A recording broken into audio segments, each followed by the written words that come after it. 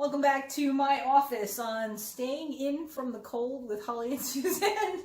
Oh, it's so cold out. It is. Speaking of cold, Yeah. one of my favorite things in the world is ice cream. Mine And too. because I'm an Erie girl, I will eat it in the middle of a snowstorm. I will eat it in the middle of summer. I do love ice cream. Yeah.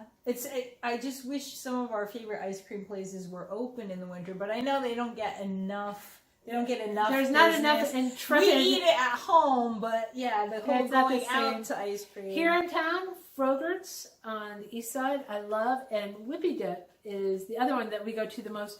Yeah. Whippy Dip is right across. I actually like Whippy Dip too. From the Erie cemetery. Yeah. So one of our favorite, and it's really odd to hear someone of the child persuasion ask to go get ice cream and can we go to the cemetery? Because we love to get ice cream cones and then eat them as we walk through the cemetery. Mm-hmm. I find it totally enjoyable. Absolutely. And I grew up near a cemetery, and my mom's always thing was they're very nice, quiet neighbors. You know, they don't make a lot of noise.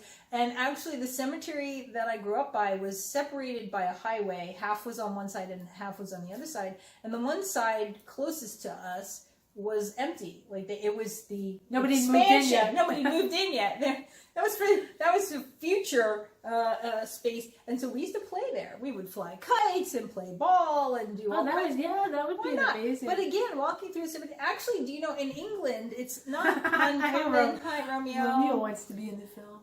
It's not uncommon to go on a picnic. He's just in using the me as a cemetery. stepping. He is. He's just So using to you get to get to me. He's just using you not to feeling, get to me. Not feeling Not a lot, loved. Romeo. I'm sorry, but yeah. Cemeteries. Cemeteries in England, they picnic in cemeteries. You know, Again, that would freak me out. Again, as you're, as we talked about, you want to be respectful. And we have talked to the younger kids. people about that.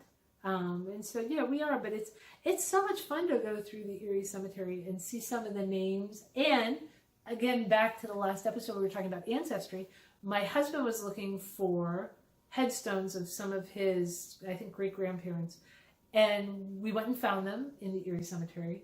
And right behind them, literally right behind them, were my relatives. Oh, wow. And one of them, Louisa Bentley, came from England.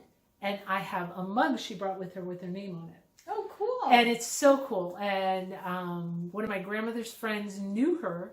And Louisa had given her the mug. And she was going to a nursing home and gave it back to me. My mother always felt she should have it, but I won. And had given it to me. And so I treasure that. And there was Louisa right behind my husband's family. So much glee. It is cemetery. Yeah. And I guess we started with ice cream, so I guess ice if cream you eat and too much ice cream, cemetery. you'll end up in the cemetery. I don't know. Could there be too much ice cream? I don't know. Again, I'm back on my keto, so ice cream is kind of off. And I love ice cream. I love ice cream. I put ice cream in. It's like one of the top pleasures of life is ice cream. Oh, yeah. A good ice cream, not crappy ice cream. In these Good ice three cream. words, there's many things. I did a book where an expression of love was a front porch makeover. And it was a special kind of difference. They changed it to a one-of-a-kind family. So for me, sometimes in just one thing, Guinness was an expression of love. In these three words, ice cream.